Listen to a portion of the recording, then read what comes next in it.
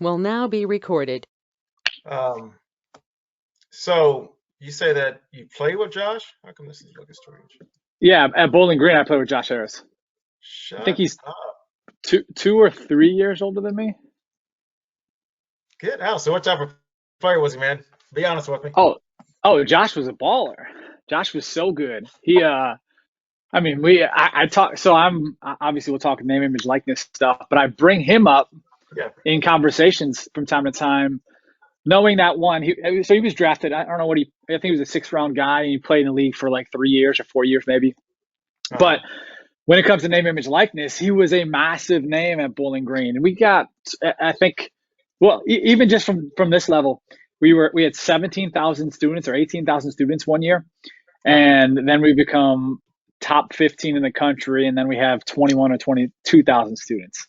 That's all. And Josh was obviously a big part of that. There's Harris for Heisman campaigns going on, and we're walking in the bookstore, and this is where I usually talk about Josh. Is I'm walking in the bookstore, you can buy a number 5 jersey. You can't do that Wow. now at places, but you could do that in I guess he would have probably been '03 would have probably been his last year or something like that. I played '02, '03 with him. What position did you play? I was a DB. I was just a dude. Like I wasn't. I played in one game my sophomore year and then quit, and then ended up graduating and then transferred and played 4 years after that. But Nice. Okay.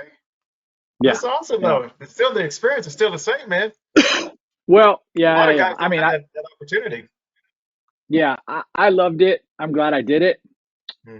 I think I know part of the reason I quit is because all of I was on scout team. I was a defensive guy, so I was scout team with our good offensive guys, and all those guys would be in my ear. You should be playing. Why aren't you playing? And then so Right. it was in my head. I should be playing. Why am I not playing? And I was a walk on, so that was probably a lot to it. And Yeah. so yeah, so I was just like, all right, I'm done. I ended up not playing in one game I thought I should have, and I left and never came back. So I had a buddy of mine, similar stories. He was my fullback, and same thing. He went out to Bowling Green, and just wasn't working out, the way he wanted to. And so he's like, "Yeah, I'm done. I could do a lot more with my Yeah, mind versus on this athletic field." So it's yeah, all and good, man. It's all good. It's an I knew experience. by yeah, exactly, and I knew by high school. Of course, when I was young, I'm playing in the NFL. I knew I was, but then Right. by the time I was like 15, 16, and I was like, all right, I'm a good high school player. Maybe I can play at the college level, but I know I'm not playing in the pros. So I was at least lucky enough to be realistic with that, where a lot of people even aren't. They don't understand that. Man, and they spent a lot of time before they realized that, unfortunately, the hard way. Yeah, Uh, yeah, for sure. so, it's all good though. So your brother, Yeah, did he play at BG as well? he went there for one season, and then he left. And I don't know, I believe the next year he went to Grand Valley State, a D2, Okay. and then actually hurt his back in the off season and didn't Dang. play. Yeah, and Tim was a better player than me for sure. I always worked harder. I always probably put in more effort. Not probably. I put in more effort off Yeah. the field, but he was always more talented than me. He's a year younger than me. Nice. So you get back to Ohio now? I mean, you're all the way across the country. Oh yeah, yeah. I mean, I've been there twice in the last 4 months. We actually, Oh, so I have my mom, dad, my sister, and brother are all there, and then my brother Tim that I work with is a mile away here. But so we have, and then most of our cousins, aunts, uncles are in the Cleveland, Ohio area. So most of the time we do anything family wise, it's there. So we took a road trip. It's the first time we ever did it. Took a road trip in an RV with my family. So I have a 1 year old and Tim's family, my brother, and he's got a 5 year old. And at the time he was 8 months old. No, he's 8 months old now. At the time he was 5 month old baby. So we all got in an RV and drove from Los Angeles all the way to Cleveland and surprised our family in October. Yeah, man, that's a haul. it was awesome though. I And bet it was. the Yeah, and so both of our ladies were a little bit worried about, all right, what's this gonna look like? At the time, my guy was just starting to walk and move a ton, Cash, So my lady Olivia is all worried about that. And she was so she'd be 5 months pregnant at the time. Yeah, So and she was just kind of getting over being nauseous and all that stuff. So they were worried about but the kids were so great. They could not have been better. that's awesome. And me and Tim, my brother, drove the whole way except for 1 hour. My lady Olivia drove 1 hour, and Yeah, we would stop daily. So we stopped in Denver, or we stopped in Utah, and then we stopped in Denver, where lives from, and then we stopped in Kansas City to work with an athlete that we'd done some stuff with. Did some work with her, and then drove all the way from Kansas City into Cleveland. Got there at that's like 4 in awesome, the man. morning. Yeah, That's yeah, it that's was awesome. awesome. Yeah, Yeah, we'll do it again in 5 years. find Give me it some time. Let the kids grow up a little bit. We'll do it again at some point. so they can enjoy the ride a little more and remember it, I guess. Yeah, Um, yeah. so cool. Well, let me go ahead and hit my little intro real quick, and then we can kind of dive into it. Deal. Hey guys, what's going on? This is Pat Brown. I'm a financial advisor in Lawrence, Kansas. Played football for the University of Kansas years and years and years and years ago. Had a great time, met a lot of great people, became very passionate about financial literacy for student athletes, which led me down a path of interviewing former student athletes to hopefully that current student athletes can learn from their successes and failures. As time has gone on, a lot of things have started to come through the woodworks with regards to student athletes being able to profit from their name, image, likeness. And so I started to look at other avenues as far as interviewing people that are in that space of a name, image, likeness, and professionals like my next guest here, Pat Curran. Am I pronouncing your last name correctly, Curran? Current, but close enough. Correct. No, I want it right, man. I want it right because I want people to be able You're to good. contact Yeah. and so I found Pat on Instagram initially and started following him and then looked on Twitter as well. And so the irony is we're both from Ohio. The other irony is that he has a brother named Tim and I have a brother named Tim as well.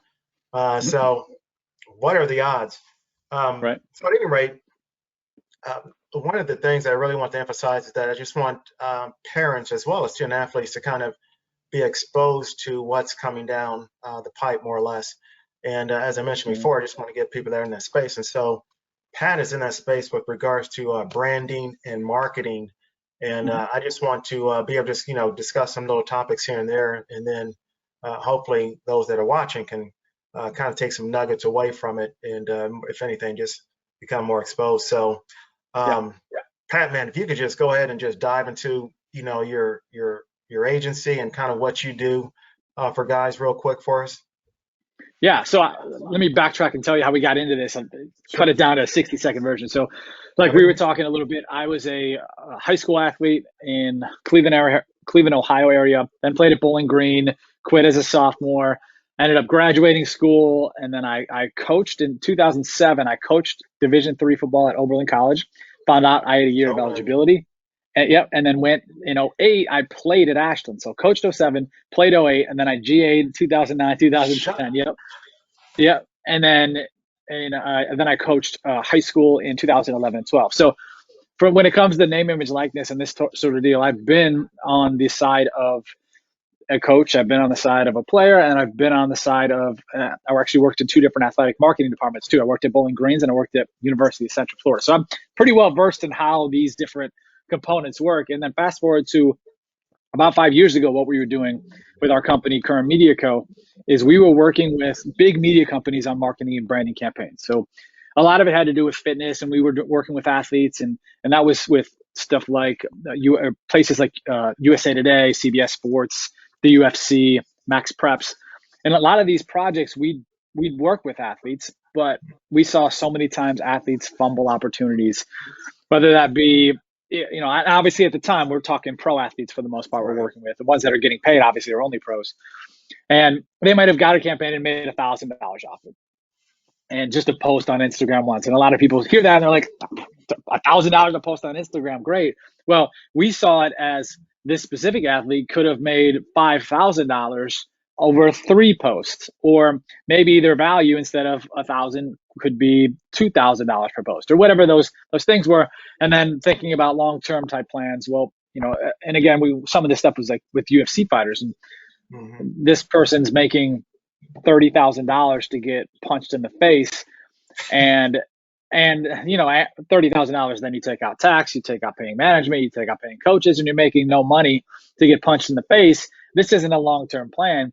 And then Right. obviously when you talk with pro athletes in a lot of places, unless you're the top of the top, a lot of those people need to find opportunities outside of the sport. So we really shifted a couple years ago to work with athletes specifically, and that's what we do now. Up until this past year, we've only worked with pro athletes on their quote unquote name, image, like this, and now we'll transition to work with college athletes on this same thing. And I think it correlates to high school athletes as well on this outside of the sports stuff. Not getting paid to play, not getting paid off performance, but creating a brand, creating long term opportunities. And I saw a person we did a podcast with. His name's Hayes Fawcett, and he basically does edits for high school kids. Hey, my Okay. top 6 schools are this, my top 3, or I'm committing to so and so school. And he posted something from the Washington Post that it was like, if you're a 5-star recruit, it was a general number of, you'll make 650K. If you're a 4-star, you'll make 350K. Wow. And I think those numbers are legit. Those are legit numbers. The stars don't mean a damn thing. Yeah. But so I was going through and I was talking to all these athletes, and it's all about to get paid, secure the bag, and blah blah blah. And it's like, great, yeah, like some of you that could happen to, but you have to understand, it's not, you're not just gonna, you have 1,000 followers or you have 2,000 followers. It doesn't matter, your stars. This social media stuff is where you're gonna, everything is going to come back to your social media. If you're working with a brand, they're going to want you to post about it. If you're doing an appearance, they're probably going to want you to post about it. If you're selling merchandise, you better believe you're Mhm. posting about it. So everything is coming back to this social media piece. So I think I answered your question. I don't know, I went on a long tangent there, but Yeah. hopefully I answered it somewhere. Yeah. No, no, I like the direction you're going. So when you talk about just the brand, the brand, Yeah. um, so these athletes are still gonna have to put in some work. I mean, they're literally gonna have to be posting constant. Not well. I don't know. Is it something that's gonna have to be constantly?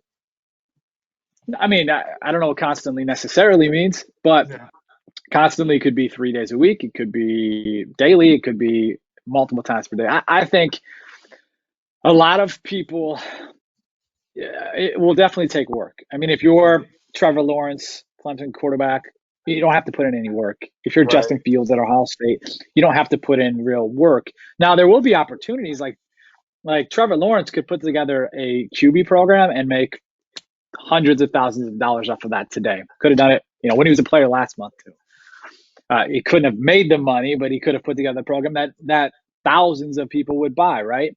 Now there'd Right. be some work to put together that program. There'd be some work and probably work with a team like us to put back end support for a website, for promotions, to create graphics about it.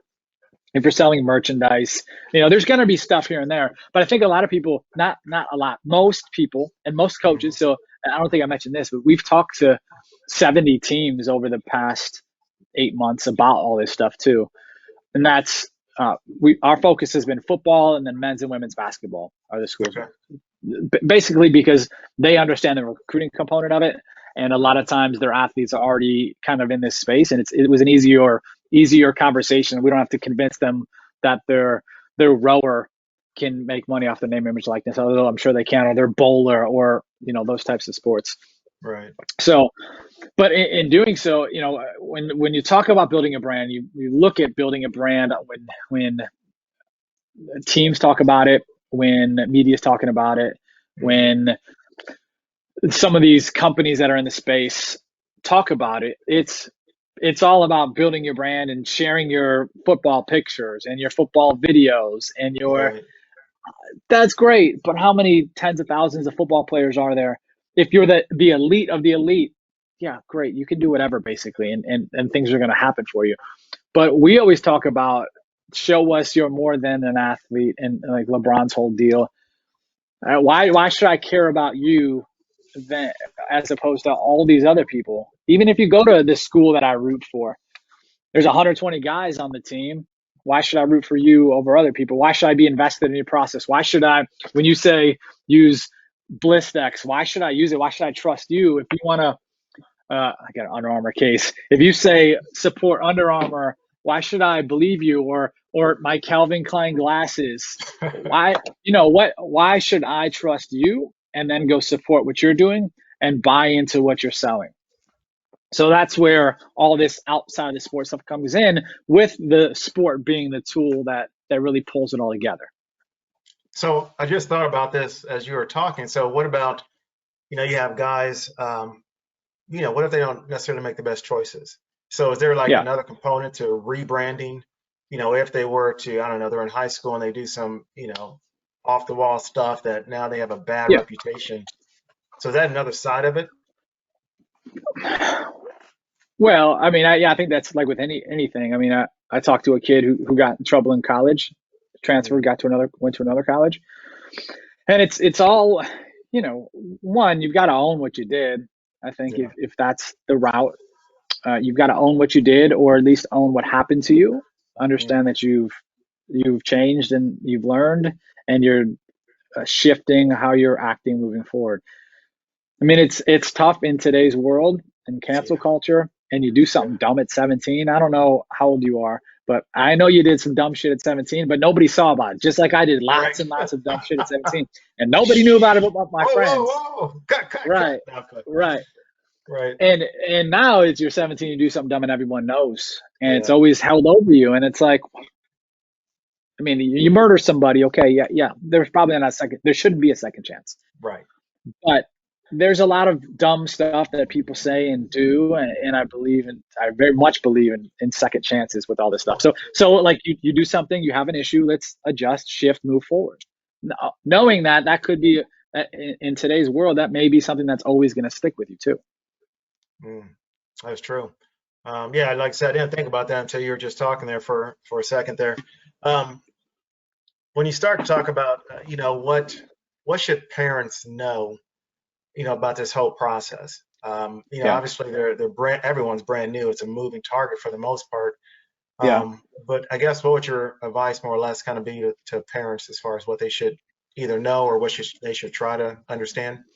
I think so. Again, I'm in this world. I don't know how much of this you see, and I assume you follow lots of college or high school athletes now. Hmm. Am I going in and out of my headset here? No, no, you're fine. You're Okay. perfect. All right. So it was weird here, but so in seeing what I see and following the world I follow, I see all of these edits, and these are by college teams to high school players, and these are the elite players, obviously. And then it's, hey, come to school XYZ. We're going to help build your brand, and we've got this and we've got that. And I think the important thing for a parent to know is, what the hell does that even mean? What does building a brand mean? What are the opportunities?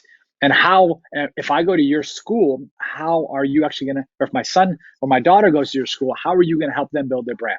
Not how, because I can go to Ohio State or Alabama or Auburn or wherever, not the brand of this school, but how are you going to teach my kid? And that's something we haven't seen really anywhere. And Yeah. I've talked to parents. I've had kids reach out to me. I had a kid reach out to me the other day who's a top five player in the country, yeah, at their position, and Hmm. he was like, help me. And then I talked to dad, and dad didn't. I'm trying to be coy with my words a little bit here, but dad had no idea what any of this meant, and dad didn't know. I asked him, like, how are the schools talking about helping your son build his brand? And he was like, they haven't really talked about that, just about what they do. And to me as a parent, you need to know what that means. Hmm. Know the opportunities. You can follow me on social media at Pat_Curran Media. I'm constantly talking about the opportunities, and then understanding who to trust in all this. Just like any other college process, there's going to be a lot of lip service and a lot of things said that aren't necessarily going to be true in the back end. But you're going to go through the process and hear these different things from different schools. Have your son or daughter ask the coach. They're working on your brand. Well, what? Ask the players that are there. What are they doing to help their athletes today? They can Yeah. be building a brand today. You could have always been doing marketing and branding and building your social media and putting out content in that world. You could have been doing this since we've had social media, but there was no end goal of this name, image, likeness, get paid, build businesses this summer type Right. thing that we have now. So they can be doing it. If they're saying they're going to do it, why the hell aren't they doing it today? You Right. know, that's something they can be doing. And there's a lot of services and a lot of things being sold that just aren't. They're just fluff. They're the Mm, typical recruiting fluff. yeah, yeah, And I see it, and it drives me nuts because I know what it is. yeah. But when you're 17, 16, you're being recruited by the Looks top good. schools in the country. It looks great. They're Yeah. putting out these crazy edits and they're saying all these crazy things. And media company Y said that one of their players is going to make 650K or whatever, and you're like, oh, I'm rich. I don't need to do anything else but go play college football at this place. But there's so much fluff and all that, and so understanding what name, image, likeness even means, understanding the opportunities, understanding the right questions to ask the coaches and the other players that are currently on the team, I think are massively important. So, as you kind of touched on with the, finding out what the schools are doing as far as your son or daughter's branding, um, Yeah.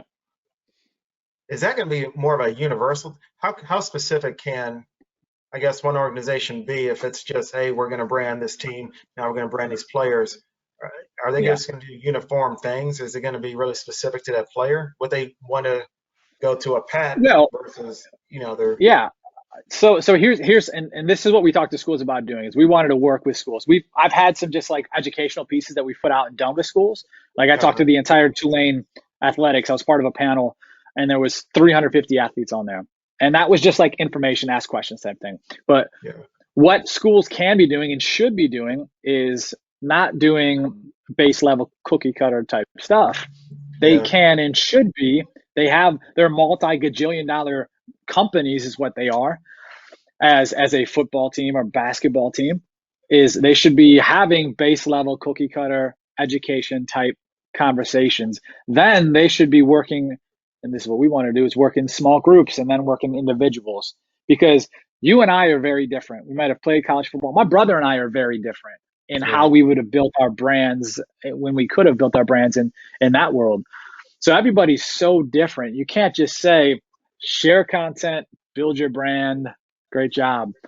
You've Right. got to work on the individual. And we've used example like this. We're talking financial literacy here. There was a basketball player or basketball coach we talked to who was telling us about their best basketball player, and she was a some sort of finance major. I don't remember exactly, Hmm. and not my world to speak on, obviously. But she said she's not going to go play at the pro level, but what can we do around her name, image, like this? Because she was like, more of it was like, we don't have major athletes, although it's a very big school. Hmm. We don't have major athletes that go play in professional level, but we have good athletes and we're a good team. Was the vibe of it? And I said, well, why can't she start today putting out like base level financial literacy pieces and start to build around that stuff? Now, is she going to be a financial advisor when she graduates this May? I don't know what her end goal even is, and then get certified and all this. I understand there's this whole other thing, but she's got this platform of being a well-known basketball player at a big school and a good team, and she can start building this audience around all of these people that she's constantly interacting with and seeing her as Yeah. someone to look to for financial advice. Now, I don't mean literal financial advice, but Right. like, hey, if you make $5,000 on a social media post, just know that's not $5,000. You got to pay taxes and blah blah blah. Like Right. simple things like that. But now she becomes a go-to source and someone you can start to learn from. And then when she does have a product to sell or something she's actually doing, now she's built this massive audience. Now, if you go look at her social media now, I'm sure it's her at practice, her in a game, her looking good in whatever she thinks she looks good in, and that's it. And you Right. wouldn't even know she's a finance major. You wouldn't know anything other than surface level stuff about her. And it's obviously going to be a missed opportunity. Now, maybe they actually that was at the time when we talked a couple months ago. Maybe she shifted that and done that. I never talked to the athlete. I have no idea, and I don't even know. I don't. Yeah, I haven't looked at her social since. But those are the opportunities we talk about. It's like it doesn't have to be around basketball or football or soccer or bowling. It certainly can be, and there's ways to build there, but there's so much to do because you're an athlete at a big school or a small school, and you're at this elevated platform from everybody else on campus. Interesting. Did not think about that either. You know So, what I'm saying? Like it's like, oh, go ahead, go ahead. no, well, I'm going to go ahead and let you finish that point because I think it's going to be good. Yeah, and I was just gonna say, like, those are the types of things where we bring up those ideas, and And it's like, oh, okay, yeah, yeah, yeah. Because they don't think about that. Or I talk about my buddy who was at the division, because I went and transferred and played Division 2. I don't know if I said it as a recording or if I said it before here, but I Hmm. played Division 2 at Ashland University, which we had 2,000 students and like 27,000 people live in the city. It's, I don't know how many people came to the game, 4,000. Not a big school, not a big place, not a big opportunity. Most people wouldn't think, but our quarterback would have probably made 25 to $30,000 from partnerships because he was the face of the city. If you want to sell stuff through him, you could do that. On our backup utility lineman, who's one of my best friends to this day, was the funniest. He was kind of like the party guy, the Yeah. guy who's going to corral people to do things. So if he said, "Hey, we're going to Joey's Pizza to watch the basketball games on Friday night. Join me for half off pizzas or whatever," people would have done it.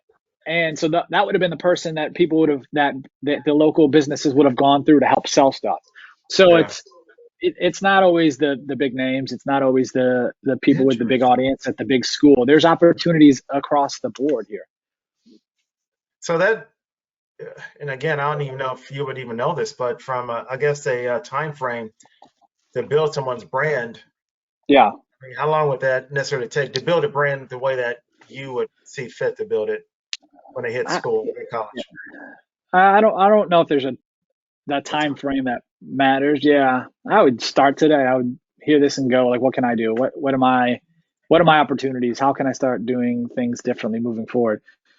Because so with name, image, likeness, for those who don't know, it was supposed to get passed what the exact rules were going to be January 31st. They pushed that back. Yep. I actually don't know when the next meeting is, but coming up. Thankfully, Florida's already passed name, image, likeness rules that'll go into effect this summer. So Yep. NCAA has to somehow figure out a way to get this passed and done. So that doesn't mean, all right, this summer show up and you've got your 2,500 followers and you're like, let's go pay me, people.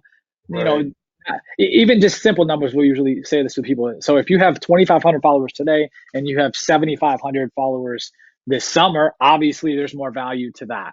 And not Yeah. everything is just about followers, but people can see that and like, oh, that makes more sense. If 2,500 people see what I'm posting versus 7,500, that makes sense. Right. So I start today. I start uh, figuring out what are my pillars of content. What can I be posting about? How can I be different than everyone else doing what I'm doing?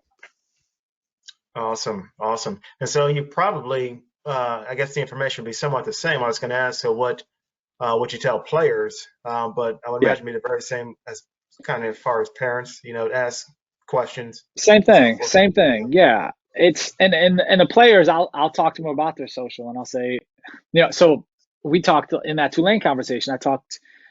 There was uh, he was a tennis player. I was going to say Mhm. golf, tennis player, and he asked in the question box, we don't get as many fans or we don't get as many people following what we do as the basketball team. What can I do? So a couple of people were giving these long answers, and again, there's three other people on the panel. So I just go on and look at his social. I see, oh, he's blocked. So on base level, get off private, and then he also got a bunch of followers because people had went on to go follow him. So get off private, and then what are you trying to establish? What are you trying to do? And then go from there and start building. So when I talk to athletes, I'll look at their specific social, like what are you doing here? What are you trying to do? Why? And then think about get them to think about if they were looking at their social, what would they think? Right. If you're trying to, I talked with an athlete a couple years ago, and the athlete wanted to work with this high end fashion brand, Mhm. and he was a UFC fighter, and all of his stuff was just him looking like shit, basically like post workout, never done up, Right. never looked well, not even like good lines on the beard, and it just didn't fit the brand. I said, if you want to Right. work with the brand, you've got to at least showcase some of that. It doesn't, put in the sweaty, gross workout like that. That's part of who you are, and of Right. course you want to do that, but show them that if they want to work with you, their stuff would fit and align with you. So he shifts what he was doing a little bit and attract and looks to attract a brand like that. And then a couple years later, a couple months later, I should say, a couple months later, he's working with that brand. So it's like you've got to build on what you want to attract in the future too. It doesn't matter Meaning what that your the audience lineup, is today. No, he looked terrible. Like I don't have Man. a lineup today. Like I don't look good. I need to go get a cut. I Well, I got was gonna say, hair man, going your beard crazy. looks tight. It looks tight. Yeah. It looks healthy, man. Well, thank you. I work on not shaving it, but I do need a good cleanup here. I got to go to the barber this week. I hear you, man. I hear you. Yeah. Um, well, cool. That's kind of majority of stuff just wanted to talk about. I didn't want to necessarily get Yeah. into your secret sauce and everything, but I There, appreciate your time and there definitely, is man. no secret sauce. There's You just gotta hard you work, gotta huh? find well, you gotta work on it, which people don't always love to hear. You gotta work on it. You've got to work around, you've got to find out what makes sense for each individual and then start building and having an actual strategy around that sort of stuff. So like that's the secret sauce. But for you is different than me, than my brother, than anybody else in the country. Well, cool. Well, brother, man, I appreciate your time. Of course. Hey, next time you come through Kansas, man, look me up if y'all drive through. Deal. Deal, I'll do that. I'd love to go to Lawrence and I'd love to see campus. Never been to campus. Oh, shoot, man. Yeah, you got to roll on through, man. Football season. Hopefully, we'll get one this year. I don't know how good they're Oh, going to be, but yeah. I think we'll have a football season with fans in it. yeah. Well, you Hopefully, heard we'll it here see. first. All right. Well, I'll let you get going. And like I said, I definitely appreciate your time. Of course, appreciate you. Yep. Take care. Take care. Yep.